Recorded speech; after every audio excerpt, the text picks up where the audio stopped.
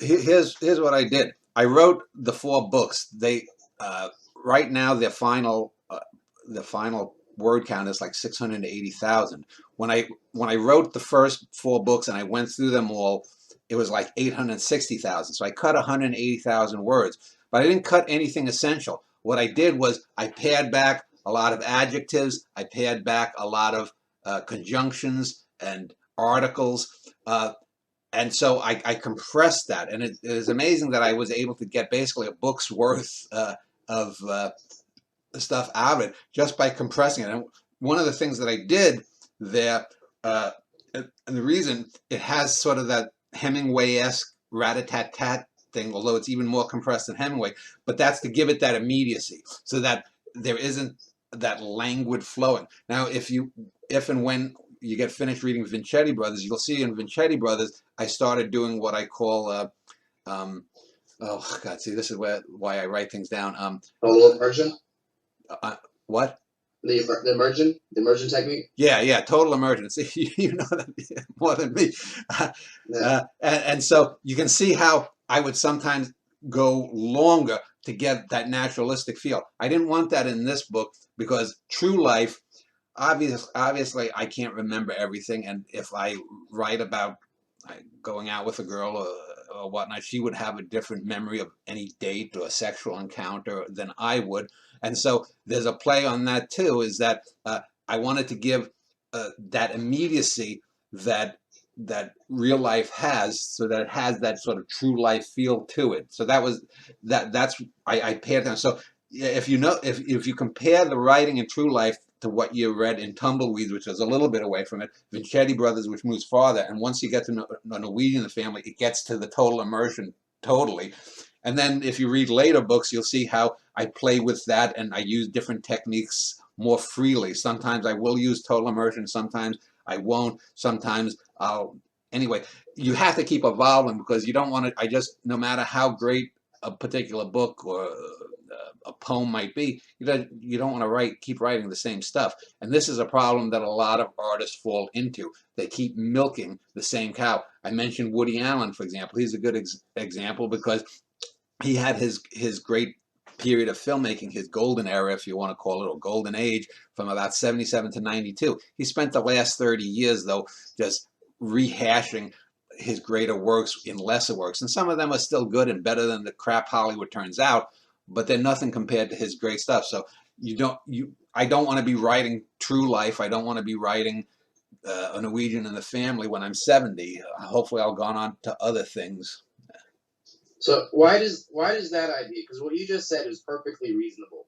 It's perfectly reasonable. It's an observation that I've made many, many times about writers and directors and whatnot like that. What you just said is perfectly reasonable and logical. You want to evolve. You don't want to keep on doing the same thing. It's so obvious that a lot of writers, doesn't matter who it is, they just take 1,000 years to write your first album. You got like a year to write your second one. Yeah. It's this classic thing where it's just like over and over and over again. It's just these directors who are great. They're great at what they're doing. They just stop doing it. Why is it so obvious to you? And why does it seem like very few people are actually trying to evolve? Well, in film, for example, take Martin Scorsese. You know, he did that film a couple of years ago with De Niro and Pesci, The Irishman, and it was it was a bad film. I mean, it's very boring. Yeah, very boring. It was dull, and why would you want to do that again? I mean, I've already done that, so why would I want to do that? It's like, and why? As to why people, it's easy. Sometimes people have financial incentives.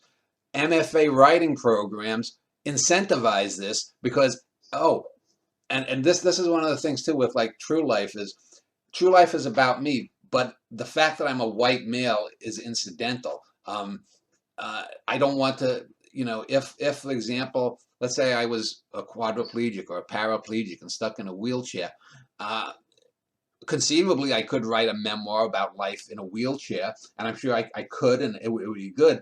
But would I want to make that part of me? This is the whole thing with identity politics too, is that,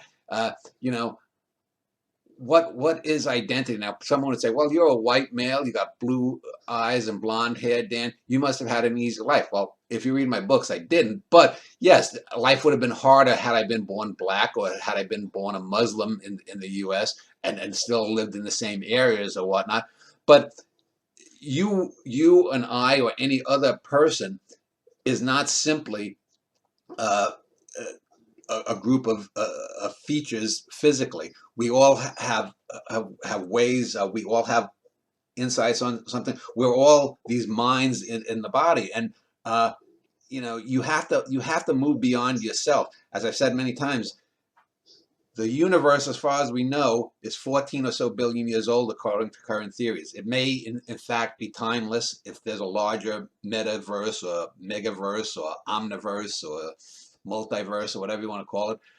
But in all of that, the only thing that interests you is yourself and your own puny perceptions. I'm not saying everyone has to write, Isaac Asimov like space operas or whatnot, but sometimes I think, if I see a little bug crawling along, what is that bug thinking, looking up at me? If there was a bug crawling across my screen as I'm speaking to you, does that, you and I are conversing because we have powers of observation and intellect that these little sounds we make, we can interpret and we can get cognitive things from. But a little bug, a millipede or something crawling across my screen would just hear sound. It would be unintelligible to it. Even the whole world that we live in would be unintelligible. As imagine if there really were ghosts, for example. They might have, they might look at us and say, boy, those stupid living people, they don't understand what the cosmos is really like. And so you have to think of these things and approach things with these different ideas, because they're interesting. They give credence to the idea that there are things beyond just the self. And too many people nowadays, and politically, I understand why identity politics exists, but that can't be an excuse for limiting yourself to just yourself. If, for example, I was yesterday sketching out the next 8 or 9 plays of mine. One of the plays I'm going to do is about when the Vikings came to North America and met some native tribes. And I was looking up which native tribes would play, and there's a tribe in the Gulf of St. Lawrence area called the Mi'kmaq. And I said, let me do the play from their perspective, where the Vikings are the outsiders, and the Vikings, they can't understand what the Vikings are saying. And now someone would say, well, that's cultural appropriation. How can you write from a Native American perspective? Or since they're in Canada, they'd be called First Nations. Easy. I've got an imagination. If there's no greater stretch of imagination for me to write from a Native American perspective 1,000 years ago when the Vikings were in North America than it is for me in a later science fiction novel set 1,500 years from now. Why can I write about aliens that live 1,500 years from now when mankind gets out into the stars, but it's verboten for me to write about Native Americans 1,000 years ago? That's silly. I wrote a play about mound builders too, which is set 1,500 years ago. There is nothing as a human being that can experience that I can't empathize with. I'm never going to know, for example, because I'm a male, what vaginal yeast infections are like. But that doesn't mean that because I can't actually feel what a vaginal yeast infection is like, I don't know what some kind of infection or what some kind of problem physically is going to be there. And people delimit their universes for many reasons. A lot of it now is political correctness, and I understand the impulse to it. I think it's a good thing to want to try to know about Native Americans 1,000 years ago, or about black lesbians in today, or about whatever it might be. But you can't tell an artist that they can't write about this. I have more in common, and I'm going to know more about, for example, the human side of those Native Americans 1,000 years ago than a Native American who isn't creative will. Yes, they may know the particular ceremonies that their people did 1,000 years ago, but they're not going to understand what it's like to be human and get inside that human 1,000 years dead, whether it's an ancient Chinese, whether it's an ancient Native American, whether it's a Roman, whether it's an African, whether it's a Patagonian, or whether it's a Maori person from New Zealand.